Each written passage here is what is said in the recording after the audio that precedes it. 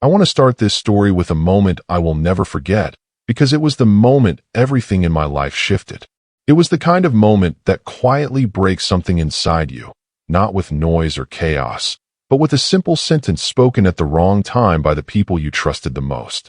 I remember standing on the cracked tiles of my late father's backyard, the sun already setting behind the trees, and my older brother looking at me with that tired, impatient expression he often carried. He said, in a soft voice that somehow cut deeper than if he had shouted, "It's done.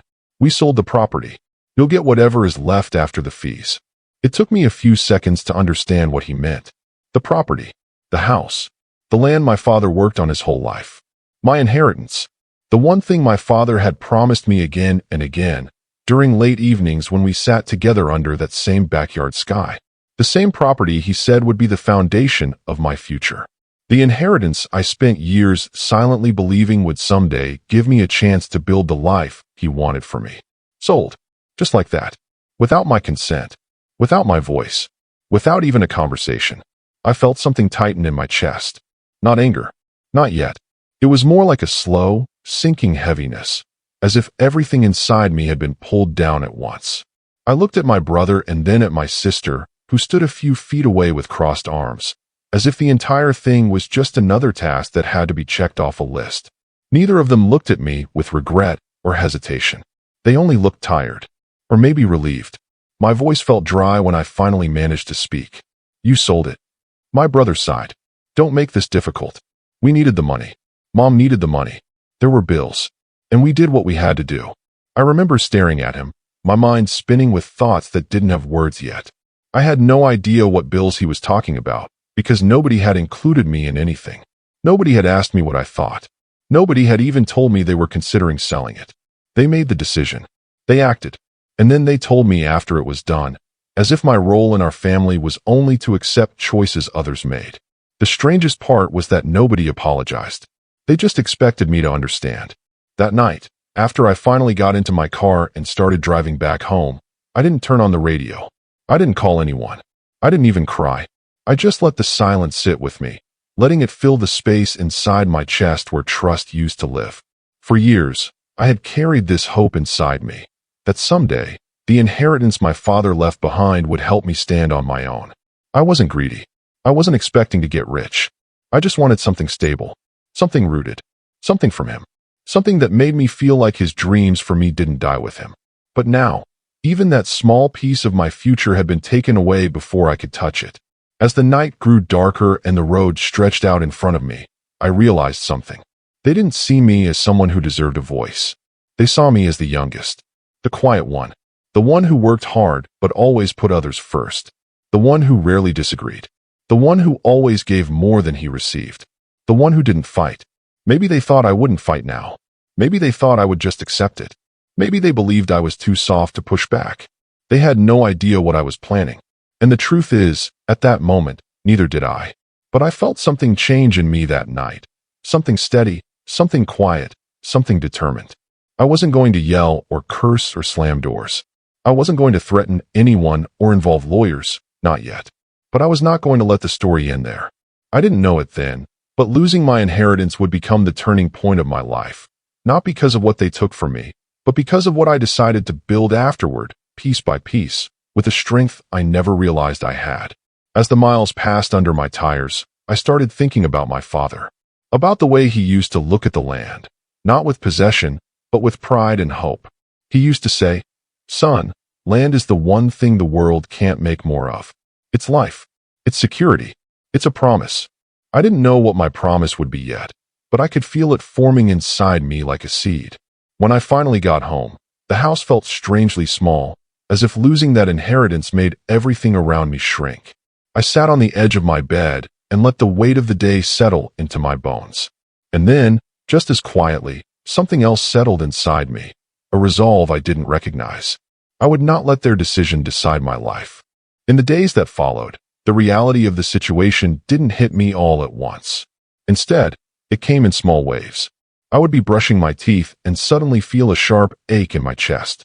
I would be making my morning coffee and remember the sound of my brother saying, "It's done," and my hands would tremble. I would be walking home from work and feel a heaviness pull me down. At first, I wanted to ask them why. I wanted to understand. But every time I picked up my phone, something inside me stopped. I already knew the answer. They didn't think of me when they made the decision. They didn't think I needed to be part of it. To them, I was simply the last person they needed to notify. A courtesy call. An afterthought. That realization hurt more than losing the property. But even through the hurt, I told myself to stay calm, to breathe, to think before doing anything. My father used to say that anger was like fire. It burns quickly, but it leaves you with ashes. I didn't want ashes. I wanted direction. I wanted clarity. I wanted purpose. I kept going to work, doing my job quietly, carrying my pain like a folded letter in my pocket. Nobody knew what had happened. Nobody saw the storm inside me. But every day, I felt that quiet determination grow stronger. I stopped visiting my family for a while, not out of spite, but because I needed space. I needed to hear my own thoughts instead of theirs. I needed to understand who I was without their expectations pressing down on me. The turning point came about 2 weeks after they told me about the sale. I was sitting alone in my apartment late at night, drinking a cup of warm tea and staring at the ceiling. My mind felt heavy, but not confused. For the first time since that day, I felt something like clarity. I realized that I had relied on that inheritance for too long, not financially, but emotionally. I had treated it like a safety net, like something that would save me one day. But life doesn't work that way. Safety nets can disappear. Promises can be broken. People change. And sometimes, the things you think you need the most are the things that keep you from discovering what you can build on your own. That night, I told myself a simple sentence. I will start over. Not out of revenge. Not out of anger. But out of respect for myself. Out of love for the man my father believed I could be. Out of the deep, quiet understanding that the world wasn't finished with me yet. I didn't know what starting over meant at the time. I didn't know what steps I would take, or how long it would take, or what mistakes I would make along the way. But I knew that I had to begin somewhere. And so I started with myself. I stood up, walked to my bathroom, looked at my reflection, and whispered, "You're going to be okay. You're going to build something new. You're going to find your path." That was the beginning. Not dramatic. Not loud. Just a quiet moment between me and the mirror. But it was enough. I didn't know it then, but everything that came next, the struggle, the long nights, the unexpected help, the difficult choices, the slow healing, all of it would lead me somewhere I never imagined. Somewhere better. Somewhere stronger. And while my family believed they had taken something important from me, they had no idea that they had also given me something in return. A chance to rebuild myself from the ground up, with my own hands, guided by the memory of my father's belief in me. They had no idea what I was planning. And honestly, neither did I. Not yet. But the path had already begun. In the days after I promised myself I would start over, I found my routines changing in small, almost invisible ways. I woke up earlier. I stayed up later. I spent more time sitting with my thoughts instead of running from them. It wasn't that I suddenly had some grand plan forming in my mind, because I didn't. But something inside me felt different, as if a quiet engine had started running in the background of my life. It wasn't loud. It wasn't urgent. It was steady. And that steady feeling became my anchor. I realized something important during those early mornings when the world was still quiet. I realized I had spent most of my life waiting for things to change, waiting for opportunities, waiting for moments that never arrived, waiting for people to include me, appreciate me, understand me, waiting for the inheritance my father left behind to someday help me build something meaningful. And in all that waiting, I never learned how to move on my own without a safety net. Maybe losing it was the push I needed. Maybe starting from nothing meant starting from truth. I didn't tell anyone about this shift inside me. Outside, my life looked the same as it always had. I went to work. I came home. I cooked simple meals. I kept my apartment clean. I answered texts from friends with short, polite messages. Nothing about my life looked extraordinary, and maybe that was why nobody noticed anything was happening. But inside, I felt like a different person quietly taking shape, even if nobody else could see it yet. One evening, after a long day at work, I came home, dropped my bag on the floor, and sat at the small dining table near my kitchen. The chair felt cold. The room felt hollow. I looked around and realized I didn't have much. A couch that had seen better years. A table with a scratched surface. A bed frame that creaked every time I sat down. I lived simply, not because I was trying to be minimalistic, but because I never had enough money to fill a home with things. But as I looked around, something softened in me. I realized I didn't need much to start. I didn't need everything at once. I didn't need wealth or comfort or admiration. I just needed direction, and maybe a little bit of courage. That night, I opened an old notebook I hadn't used in years. The pages were yellow around the edges, and the cover was bent from being stored in different drawers over time. I sat down and wrote one sentence at the top of the page. What do I want from my life? I stared at that sentence for a long time. I didn't rush to answer it. I didn't pressure myself to write something profound. I just sat with it. And eventually, thoughts began to surface, one by one, like slow waves. I wanted stability. Not wealth. Not status. Just stability. A life that didn't shake every time someone else made a decision. I wanted peace. The kind of peace my father carried when he walked through his land, touching the soil with quiet pride. I wanted purpose. Not something dramatic or grand. Just something that made me feel like I belonged somewhere in the world. And most of all, I wanted to build something of my own. Something that nobody could take away from me. Something that didn't depend on anyone's permission. As I wrote those words, I realized I wasn't trying to replace the inheritance I lost. I was trying to find a new foundation for my life. One I built with my own hands, without waiting for anyone. The next day, I woke up with an idea. Not a full plan, but a starting point. I decided I needed to know exactly what had happened with the property sale, not to fight it yet, but to understand it. Knowledge wasn't revenge. Knowledge was preparation. So I requested all the documents related to the sale. And when the envelope finally came in the mail, I sat at my table again, opened it, and read every line slowly. As I turned the pages, I felt a mix of emotions. Pain, disappointment, confusion, but also a strange sense of clarity. The sale was legal. They had followed the procedures. They had the majority vote among the siblings. And because I wasn't living on the property and didn't contribute financially to it over the years, my voice had become more of a suggestion than an equal vote. They didn't break the law, but they broke something else. They broke trust.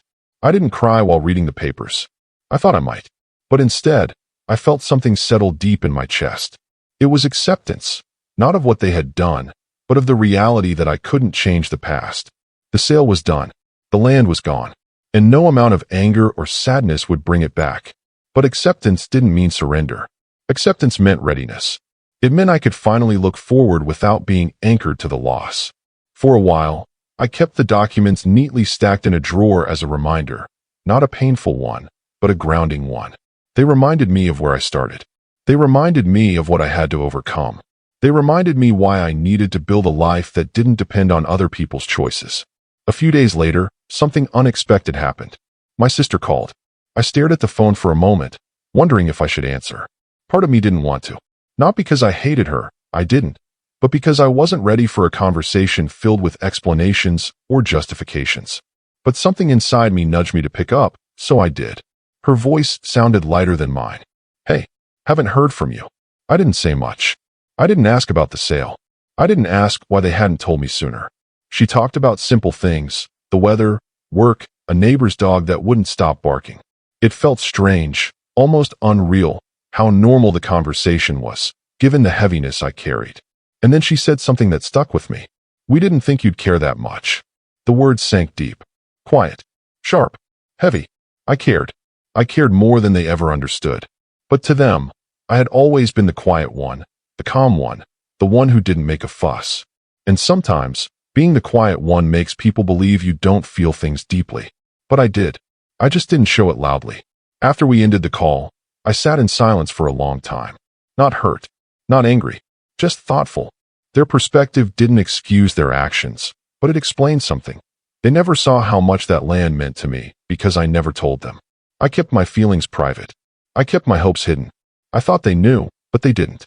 That realization brought me surprisingly close to forgiveness. Not complete forgiveness, not yet, but the beginning of it. The more I thought about everything, the more I understood something important. My family didn't betray me out of malice. They acted out of need, pressure, and assumptions. They believed they were doing the right thing. They believed the land was a burden. They believed selling it would help everyone. They just didn't consider how it would affect me. And that lack of consideration hurt, but it didn't have to define me. Slowly, I began forming a plan in my mind. Not a plan for revenge, Not a plan to take anything from them, but a plan to build something for myself. A plan to grow beyond the loss instead of being buried by it.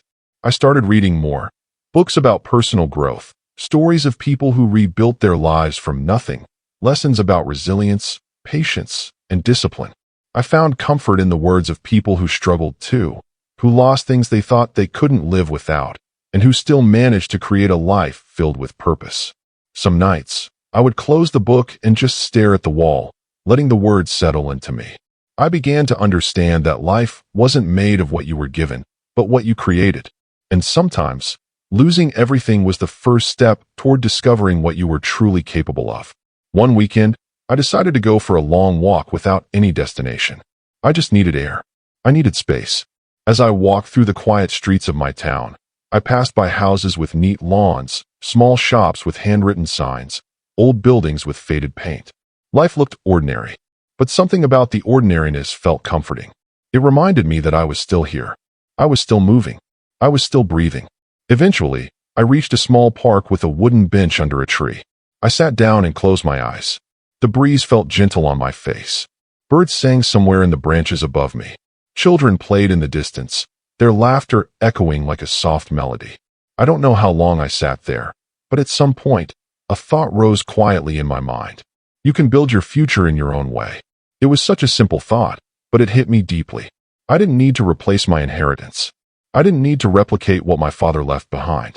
I could create my own foundation, one step at a time, starting wherever I was. That day on the bench became the moment when my plan quietly took shape. Not a detailed plan, but a direction, a path, a beginning.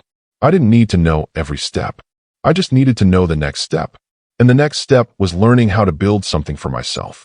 When I stood up from that bench, I felt lighter. Not healed, but hopeful. Not strong, but strengthening. And as I walked back home, I felt something I hadn't felt in a long time, a sense of possibility. I didn't know where this path would take me. I didn't know how long it would take. But I knew one thing for certain. My life was no longer defined by what I lost.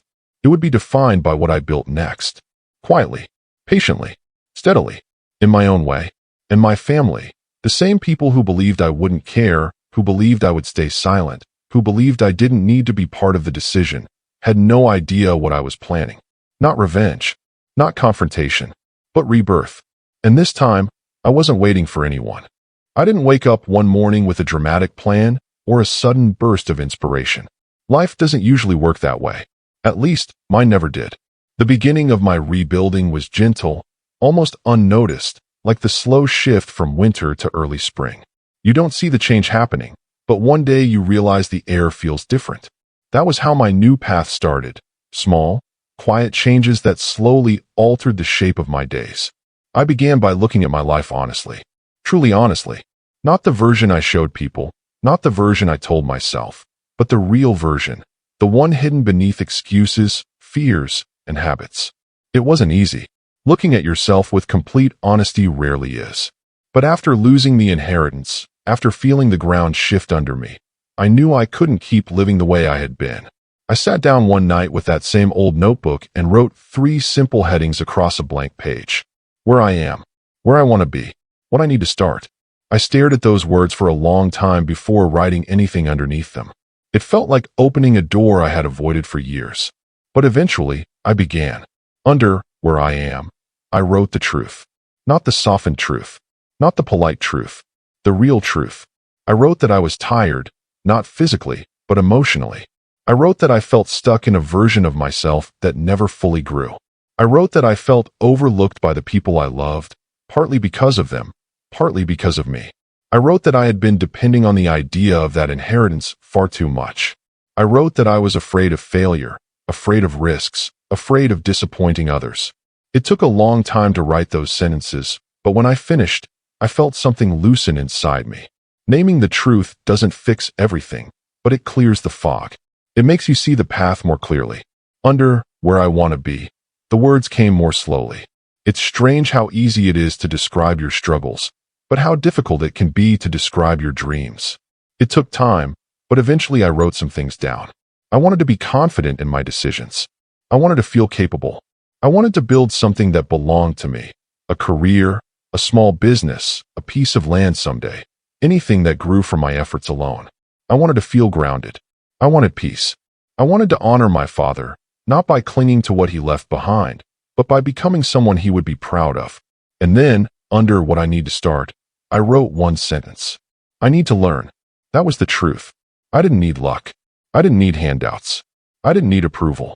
I needed knowledge, skills, understanding, and the patience to grow. The next morning, I woke up and made myself a promise. Every day, even if it was small, I would do something to move forward. The first thing I did was research. Not the kind of research where you go down endless rabbit holes and end up overwhelmed. I researched things slowly, intentionally. I looked into different jobs, different fields, different ways people built stable lives from difficult beginnings. I read stories of people who took years to build something meaningful. Those stories grounded me. They reminded me that slow progress was still progress. A few days later, I came across an online course about financial literacy and personal development. It was inexpensive, and something inside me told me to enroll. I didn't know if it would lead anywhere, but I knew I had to start somewhere. So I signed up. Every evening after work, I sat at my small table, opened my laptop, and took notes in that old notebook. I learned about budgeting, saving, investing, building skills, and understanding long-term planning. Some of it was familiar, some of it was new, but all of it felt necessary. The more I learned, the more I realized how little I knew before. Not because I wasn't capable, but because I had never been taught. And in that realization, something shifted in me. I didn't feel ashamed of what I didn't know. I felt motivated. Knowledge felt like a tool I could actually use. One night, after finishing a lesson, I closed my laptop and stared at the notebook filled with handwritten notes. For a moment, I felt a quiet sense of pride. It wasn't large. It wasn't flashy, but it was real. I was taking steps. I was learning. I was growing. Around that time, I also made another change. I stopped waiting for the right moment to start living better. I stopped saying, I'll start next month, or maybe one day. I told myself, gently but firmly, that now was the moment. This was the life I had. This was the time I needed to use. So I started adjusting my habits. I ate a little healthier. I went for evening walks. I kept my apartment cleaner. I organized my finances. I paid attention to where my time went. These were small things, but they created a sense of control I hadn't felt before. And slowly, the heaviness that had settled in my chest after the inheritance loss began to lift, not disappear entirely, but soften. Around this time, I noticed a change at work too. My coworkers didn't know what I was going through, but they began to notice something different about me. Not louder, not more confident, just more grounded. I listened more carefully. I spoke more deliberately. I didn't react quickly anymore. I thought things through. It wasn't a dramatic transformation, but people noticed. One afternoon, a coworker paused beside my desk and said, "You seem different these days." In a good way. I didn't know how to respond, so I just smiled. Sometimes a smile is enough. Meanwhile, I kept learning. The more I learned, the more I realized I wanted to build something on my own. But I didn't rush. I let the idea grow slowly, like a seed taking root. I didn't know exactly what I would build yet, but I knew I wanted something steady, something meaningful, something that represented the new version of myself. One weekend, I visited a small bookstore in town. It was quiet inside, with soft music playing in the background. I walked through the aisles without any specific purpose, just letting my mind wander. Eventually, I picked up a book about small businesses that started with almost nothing. As I flipped through the pages, a warm feeling spread through me. It felt like possibility. I bought the book and read it in 3 days. By the time I finished, I knew something for certain. I wanted to build my own income source. Not something huge. Not something that needed a lot of money up front. Something simple. Something consistent. Something that grew with time and effort. That realization didn't turn into a business overnight. It took weeks of thinking, reading, and reflecting. But the idea kept forming, little by little, like a puzzle coming together piece by piece. During this period, I also reconnected with a friend I hadn't spoken to in months. We met for coffee, and as we sat across from each other, he asked how I had been. I hesitated. I didn't want to unload everything. I didn't want pity. So I just said, "I'm starting over." He nodded, as if he understood exactly what I meant. "Starting over is hard," he said, "but sometimes it's the only way to grow." Those words stayed with me. I repeated them to myself on quiet nights when the doubt crept in. I told myself that starting over wasn't a sign of failure. It was a sign of courage. As the weeks passed, I found myself feeling more patient, more steady. I didn't feel the urgency I once did. I didn't feel the weight of the past pressing down on me as heavily. I felt myself stepping into my life with more intention. But even as I grew, I didn't forget what happened with the inheritance. Not out of bitterness, not out of anger, but because it had become part of my story, part of the reason I was changing, part of the reason I was learning. One evening, I received a text from my brother. It wasn't long, just a simple message asking if I wanted to come over for dinner sometime.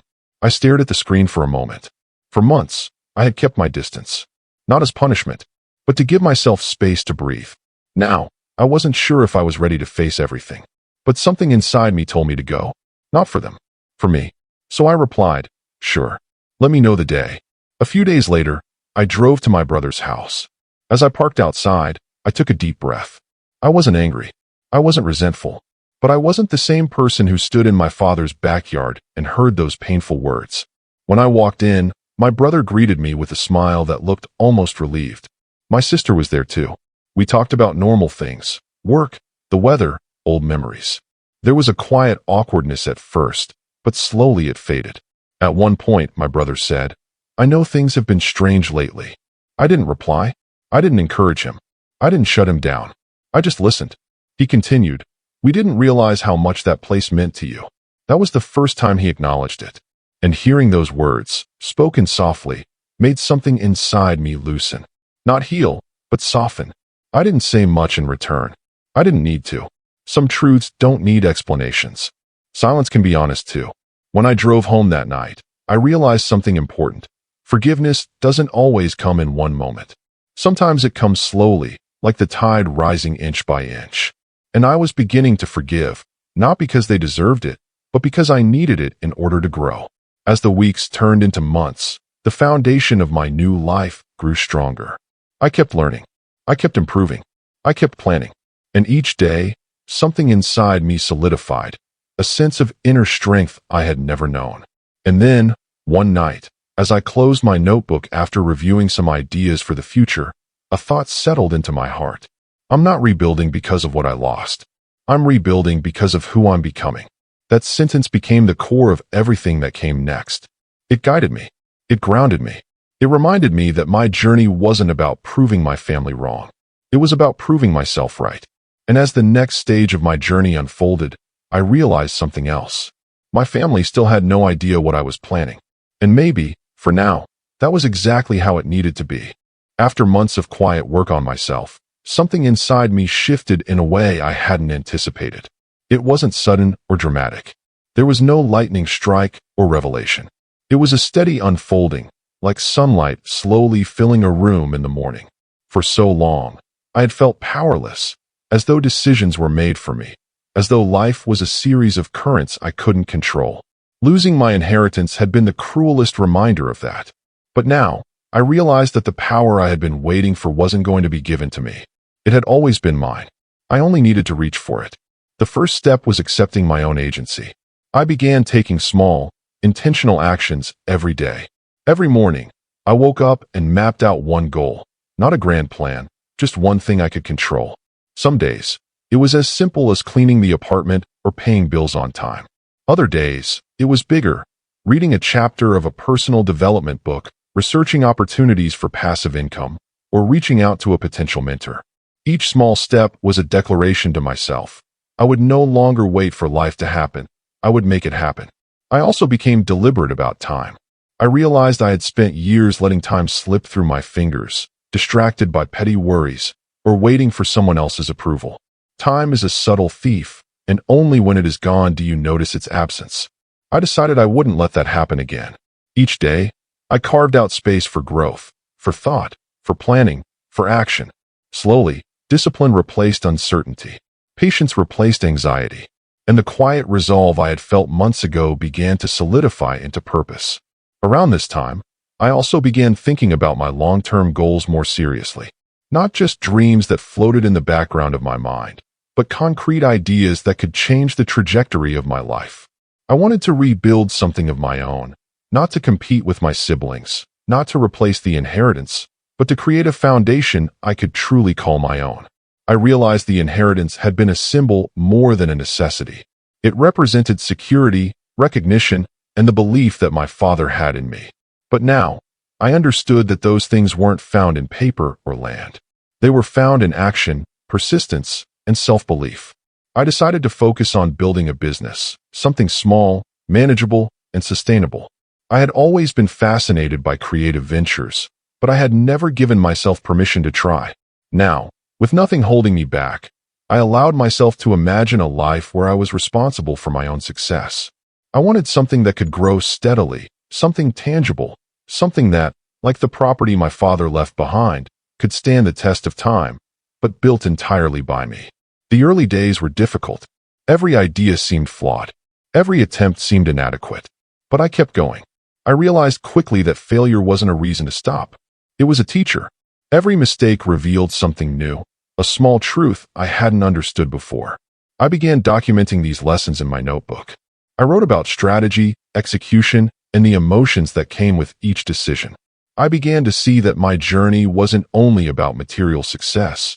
It was about building character, resilience, and confidence. I also became aware of my relationships.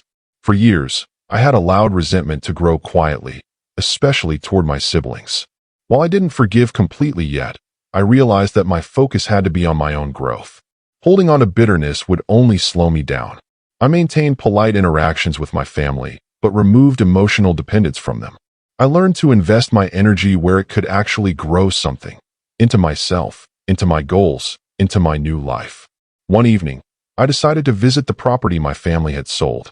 I hadn't gone before. I didn't want to see it immediately after losing it. But I felt ready now. Standing on the land, I felt an odd mixture of loss and liberation. Yes, it had been taken from me, but I also recognized that the land, for all its sentimental value, wasn't where my future would be built. It was in me.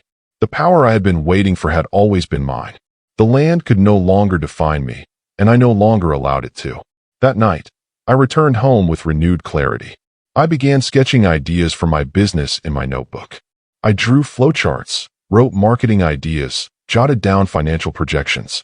I treated it seriously, as if I were laying the first brick of a building I would one day inhabit. And in a way I was. Every idea, every calculation, every careful step was a brick in my new life. The following months were a mixture of struggle and progress. Some nights I would stay up late, questioning myself, wondering if I had chosen the right path, wondering if I could truly succeed without any external support. But each morning, I reminded myself of the quiet resolve I had discovered months ago. I had the power to shape my own life. That belief carried me forward. Eventually, I took the first tangible step. I launched my business. It wasn't perfect. Far from it. I had limited funds, minimal staff, and a small initial audience. But I had vision and determination, and that proved more powerful than I had realized. Each client I served, each positive feedback I received, reinforced the understanding that I was capable. Slowly, my confidence grew alongside my enterprise. As the business grew, I began reflecting more on my relationship with my family. I realized that the pain caused by the inheritance sale had taught me lessons I could not have learned otherwise. I learned to trust my instincts, to act independently, to value my own voice. I discovered strength I didn't know I had. And while I still loved my family, I no longer allowed their decisions to dictate my sense of self-worth. I had been a victim once, but I refused to remain one. Interestingly, over time, the dynamic with my siblings began to shift. They saw the life I was building. They noticed the confidence I had developed. The quiet determination that had once been invisible to them was now clear. Without confrontation or blame, they began to respect the space I had created for myself. It wasn't about proving them wrong. It was about proving myself right. I also took time to reconnect with friends who had drifted away. I realized that people are drawn to energy and purpose. The more I dedicated myself to growth and creation, the more meaningful relationships I attracted. Those friendships were different from before, not dependent on pity or obligation, but mutual respect and genuine connection. The process of building my life from the ground up revealed a surprising truth. The loss I had suffered, the betrayal I had felt, was not the end. It was the beginning. Losing the inheritance had forced me to confront my own capabilities, my own potential, and my own worth. It forced me to grow in ways I would never have chosen otherwise. And in that growth, I discovered freedom, freedom from dependence, freedom from doubt, freedom from resentment. By the end of the first year after the inheritance was sold, my business was steady. I had clients, income, and a plan for the future. But more importantly, I had confidence and a sense of purpose. I had built something that was mine entirely, and that knowledge carried a satisfaction that no inheritance could ever provide. The transformation wasn't just professional. It was personal. I was no longer the quiet, overlooked youngest sibling. I was no longer the man who silently waited for opportunities to arrive. I had become someone capable of creating his own opportunities, someone who could shape his own life. That realization gave me peace I hadn't known I was missing. Looking back now, I see the inheritance loss as a catalyst rather than a tragedy. It forced me to awaken to my own potential. It forced me to develop patience, resilience, and self-belief. And in the quiet moments, the early mornings, the late nights, the solitary walks, I discovered a strength that had always been within me, waiting for the right moment to rise. I also realized that the world doesn't always give you what you deserve, and people don't always act the way you expect. But life can still be good, even when it's not fair, even when trust is broken, even when loss feels unbearable. The power lies in what you do with the life you are given, not what you were promised. By the second year, my life had transformed in ways I had only imagined in fleeting moments during those lonely nights of despair. I was independent. I was respected. I was fulfilled.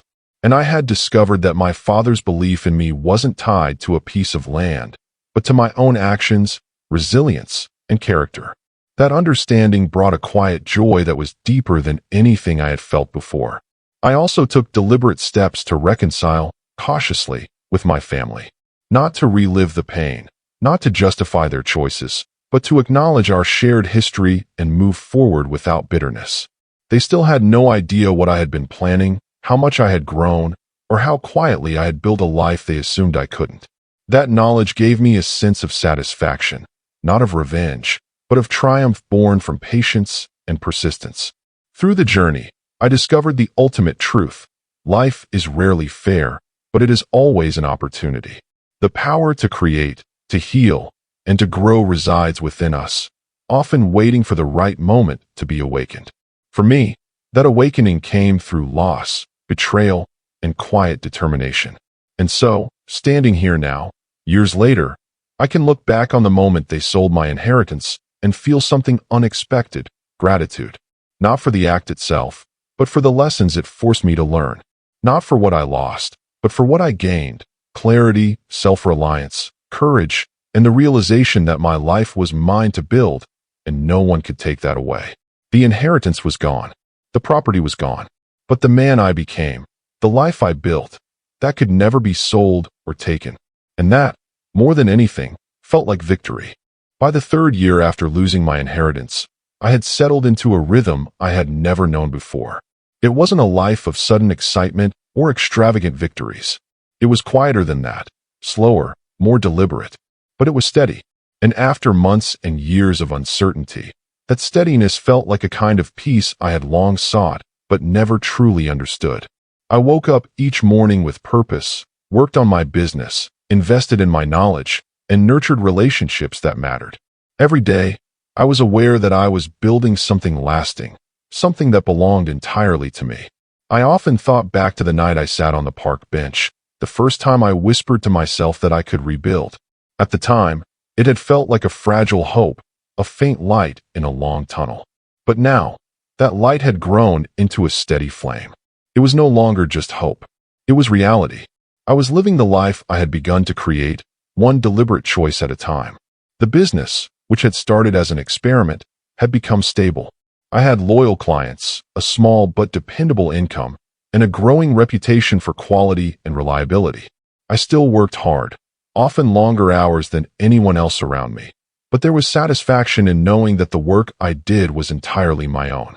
I hadn't relied on anyone else's decisions, permission, or approval. Every step forward was mine. Alongside professional growth, I noticed a personal transformation. My confidence had grown in ways I never expected. I spoke more clearly, acted more decisively, and no longer doubted my judgment as I once had. And with that confidence came a freedom I had never known before. Freedom from resentment, from waiting for approval, from relying on circumstances I couldn't control. I felt lighter, more grounded, more capable of facing life on my own terms. Of course, not every day was smooth. There were setbacks, mistakes, moments of doubt. But I no longer feared failure the way I once did. I had learned that failure wasn't an end. It was a lesson. Each mistake taught me something new about strategy, patience, or myself. I had grown to accept that progress is rarely linear and that resilience is built not in moments of comfort, but in moments of struggle. The inheritance had been taken from me, yes, but it had forced me to develop a strength I might never have discovered otherwise. During this time, my relationship with my siblings remained cautious but civil. There were no dramatic confrontations or explosive arguments. We didn't discuss the inheritance often, but I noticed subtle shifts. They began to treat me differently, not because I demanded respect, but because they could see it in my actions, in the way I carried myself, in the life I was building. For the first time, they saw that I was capable of thriving without depending on them or waiting for their permission. That silent acknowledgement was more meaningful than any apology or explanation they could have given. I also reconnected with old friends and cultivated new relationships. People are drawn to energy and purpose, and I noticed that my life had begun to attract connections that were healthy, supportive, and sincere. These relationships were different from before. They weren't based on obligation, pity, or convenience. They were mutual. They were meaningful. And in nurturing these connections, I realized something fundamental. We are not defined solely by what we lose or who hurts us. We are defined by how we respond, how we grow, and the people we choose to surround ourselves with. One of the most profound realizations I had during this period was about patience. In the past, I had wanted immediate results, immediate recognition, immediate validation. Losing my inheritance had taught me that life rarely works that way. Real growth takes time. Real strength is built quietly, in hours and days when nobody is watching. Real accomplishment is the product of consistency, focus, and perseverance. And now, I could see the fruits of that patience in every aspect of my life, in my business, my personal growth, and my relationships. As I reflected on my journey, I began to understand the deeper lessons hidden within my pain. Losing my inheritance wasn't simply about material loss. It was about trust, independence, and the discovery of my own potential. It forced me to confront my reliance on others, to face my insecurities, and to realize that my life was not dependent on what was given to me, but on what I could create for myself. That insight was more valuable than any property or inheritance could ever have been.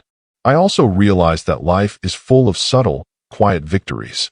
They don't come with fanfare or applause. They come in moments of calm confidence, in the completion of a challenging task, in the knowledge that you are growing stronger and wiser every day. I learned to recognize and appreciate these victories, to celebrate them internally, and to let them fuel further progress. Over time, I began to think about the future with clarity rather than fear. I envisioned long-term goals, not as distant dreams, but as achievable milestones. I wanted to continue growing my business, to expand my skills, and to create a life that was sustainable and fulfilling. I wanted to build stability, not just for myself, but for anyone I cared about. And more than anything, I wanted to honor my father's memory, not by holding on to the past, but by living in a way that reflected the values he had instilled in me: hard work, integrity, and quiet resilience. Interestingly, the experience of loss and rebuilding also gave me a new perspective on compassion and empathy.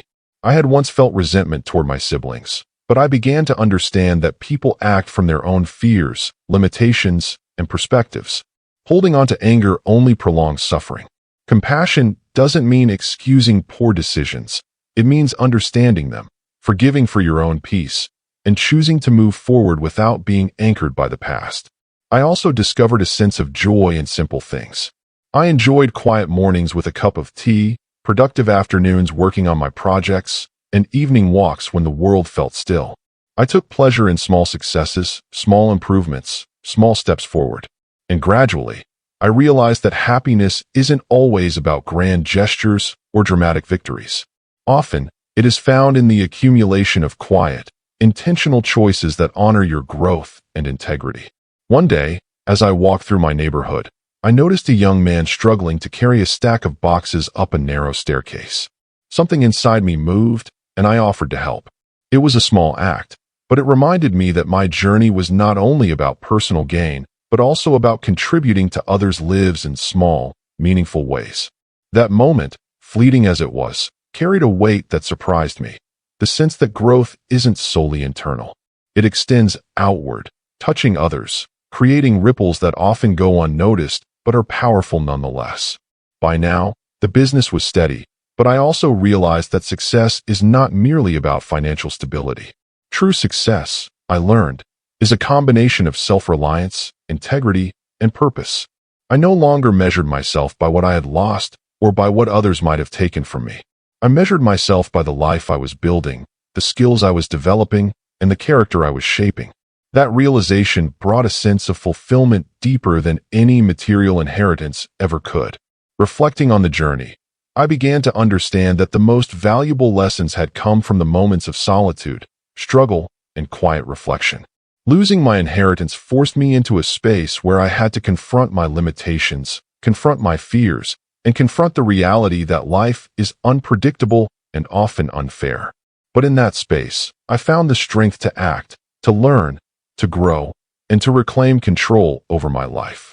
I also came to realize that life is rarely about the dramatic gestures or grand revenge. True power is quiet. It is patience. It is consistency. It is the ability to act without expectation, to build without permission, and to grow without distraction. That quiet power, cultivated over years of deliberate effort, proved to be more transformative than anything I had imagined when I first faced the loss of my inheritance. By the end of the third year, I could look back and see a clear transformation. I was no longer the man defined by what I had lost. I was the man defined by what I had built.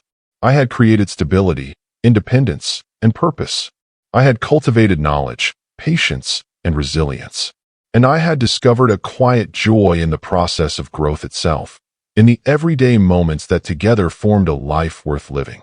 One evening, as I sat on my balcony watching the sun set over the city, I reflected on everything that had brought me to this point.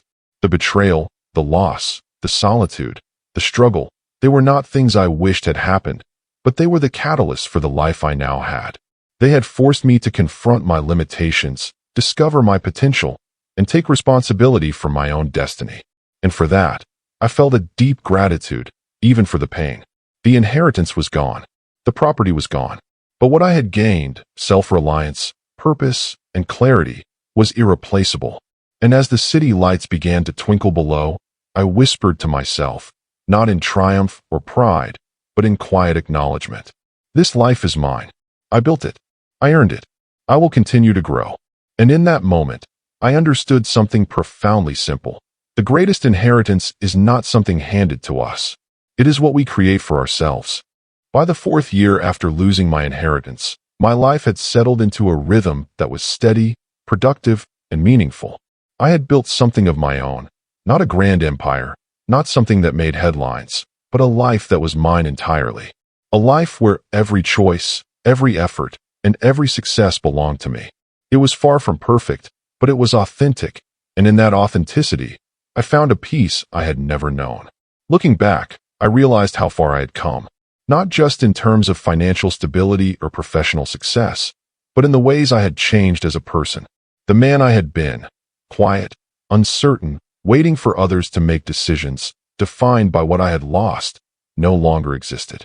He had been replaced by someone capable of creating, learning, and growing independently. Someone who understood that life isn't about what you're given, but about what you do with what you have.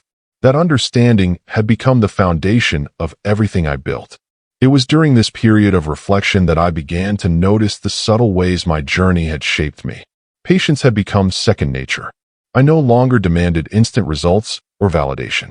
Discipline had become a habit ingrained into my daily life. And resilience had become a quiet companion, guiding me through setbacks without panic or despair. These traits weren't flashy, but they were powerful. They gave me stability in a world that could still be unpredictable and unfair. Around this time, I also began thinking more deeply about relationships. I realized that the pain caused by my family's actions had taught me an important lesson. People will act from their own fears, assumptions, and perspectives. Holding on to anger only prolongs suffering. True freedom comes from releasing the resentment, not because others deserve forgiveness, but because you deserve peace. I began reaching out to my siblings more often, not to relive the past, but to rebuild connections based on honesty, understanding, and mutual respect. Our conversations were tentative at first, but over time, they became easier. We didn't dwell on the sale of the property. Instead, we focused on where we were now and how we could relate to one another as adults, not as children caught in a conflict. The experience also gave me a new perspective on empathy. I understood that everyone is fighting battles that we may not see. My siblings' decisions had hurt me, yes, but they had also been guided by their own pressures and fears.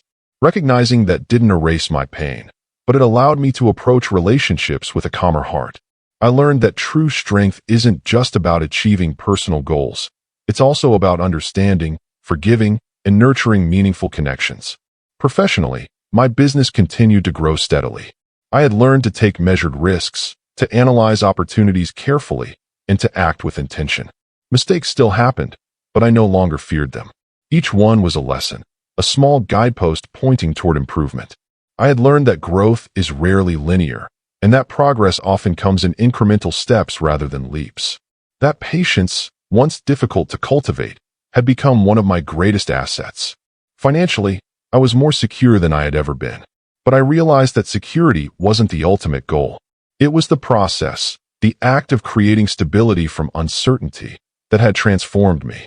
The money itself was secondary. What mattered was the confidence, discipline, and independence I had developed along the way. Those traits were my true inheritance, one that no one could take from me.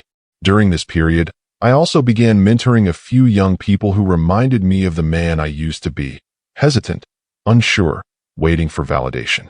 Sharing my journey with them became unexpectedly rewarding. I realized that my experience, painful as it had been, could serve as guidance and encouragement for others. The lessons I had learned about resilience, patience, and self-reliance were not just personal achievements.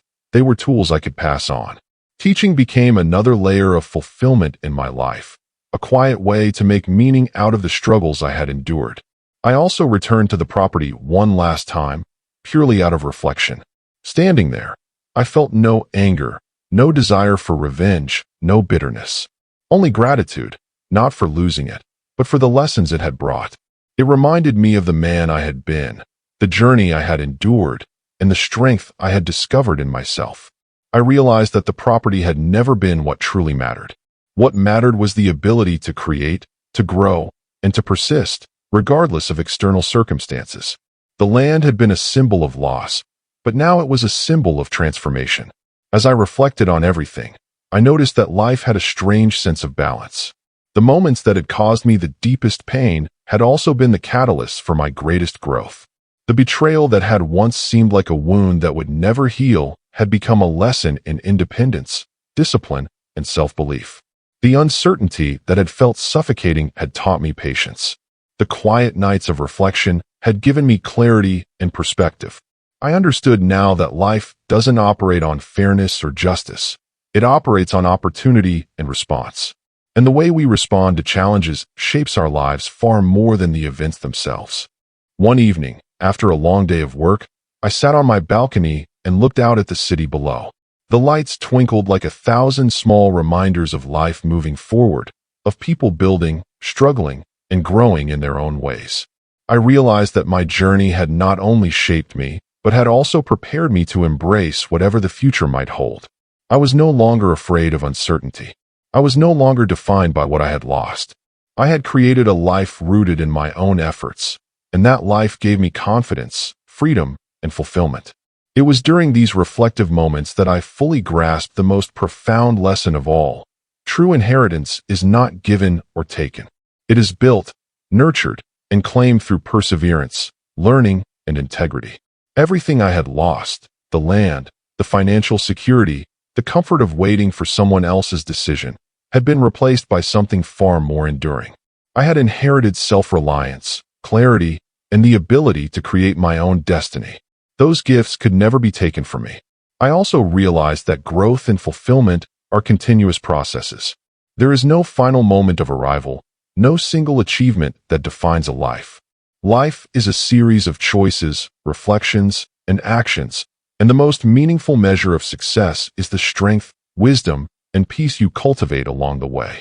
I felt a profound gratitude for the struggles that had guided me to this understanding. In sharing my journey, I hope others understand this too. Setbacks and betrayals are not the end. Loss is not a measure of failure. Life is not about what is taken from you, but about what you create from the circumstances you face. Strength, resilience, patience, and self-belief.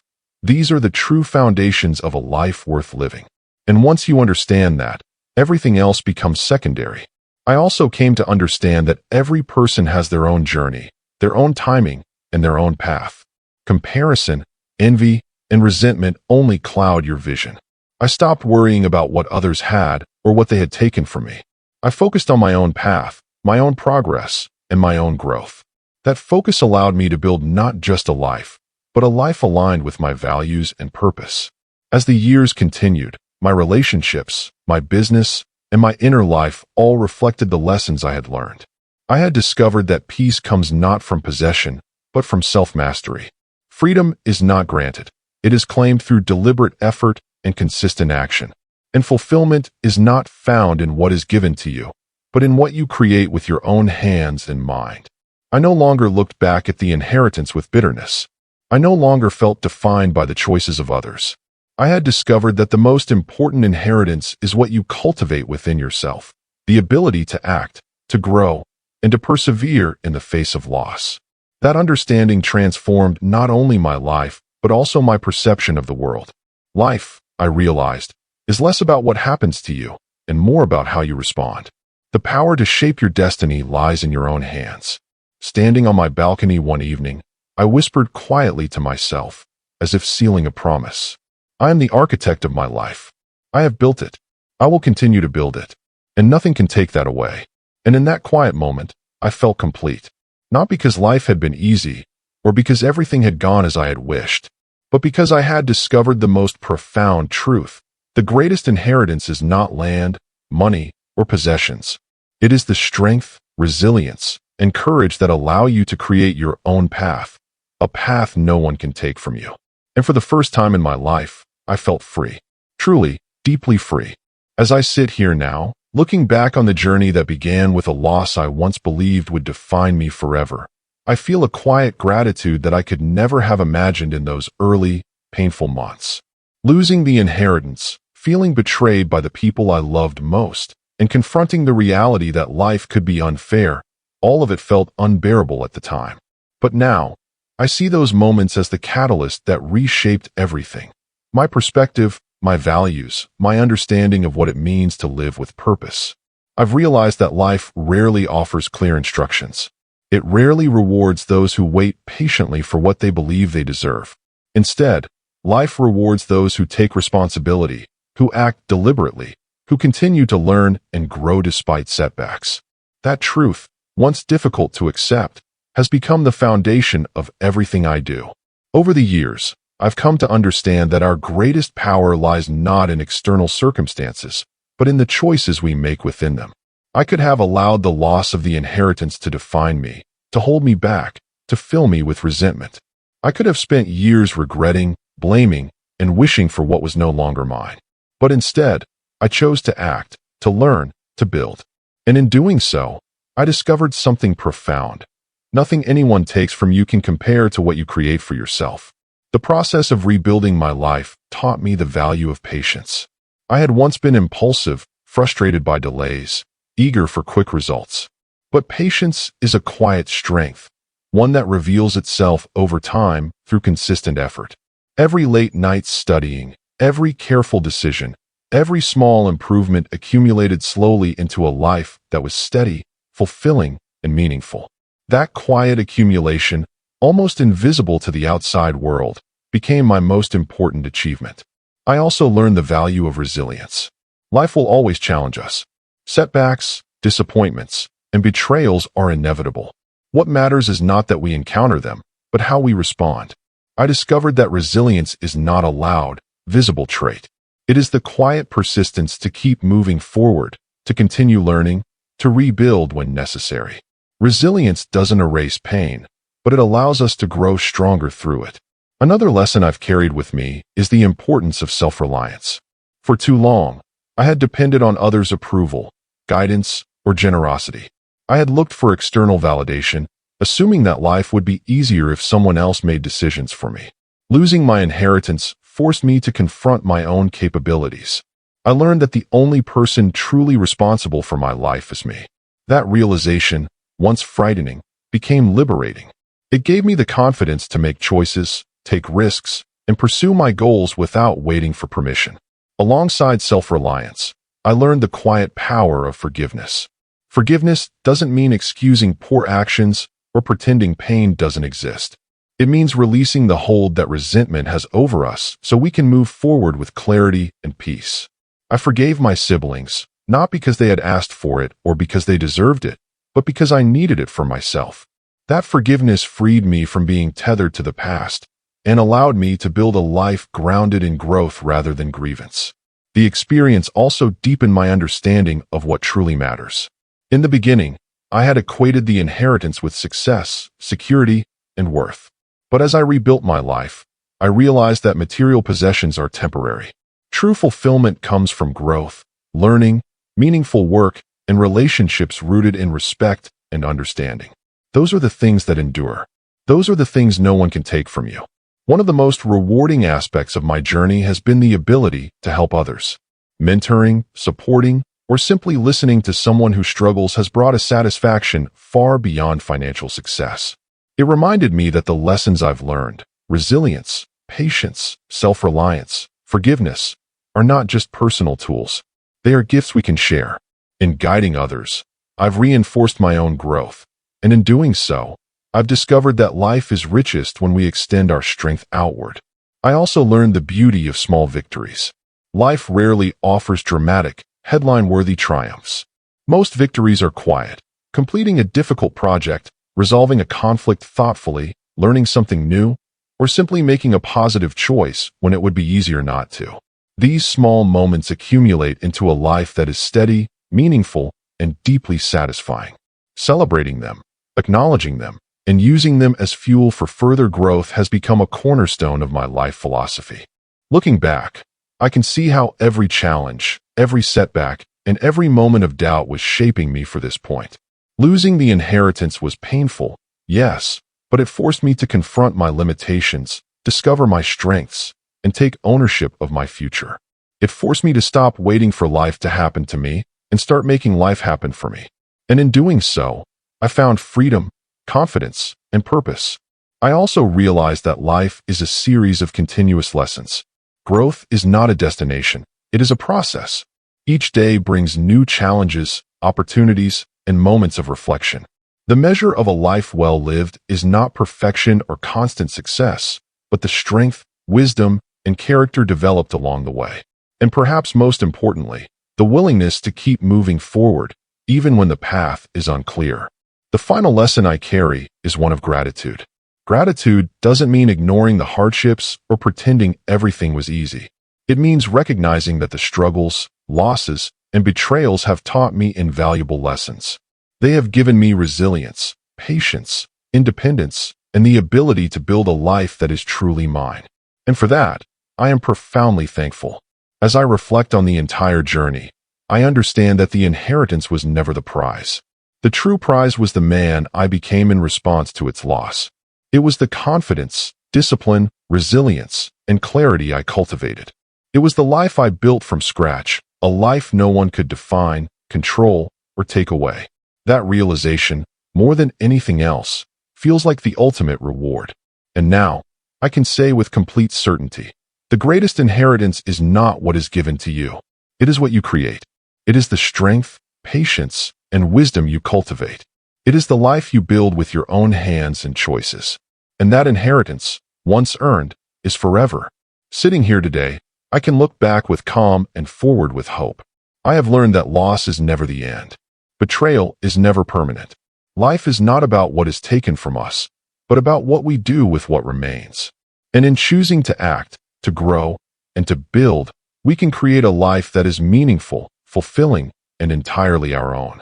I have learned that happiness is not found in possessions, recognition, or approval. It is found in authenticity, growth, purpose, and connection. It is quiet, subtle, and enduring. And it is available to anyone willing to work for it, to persevere, and to claim it as their own. And so, I carry these lessons with me into the future. Patience, resilience, self-reliance, forgiveness, gratitude, and the understanding that life's most profound rewards come from what we create, not what we inherit.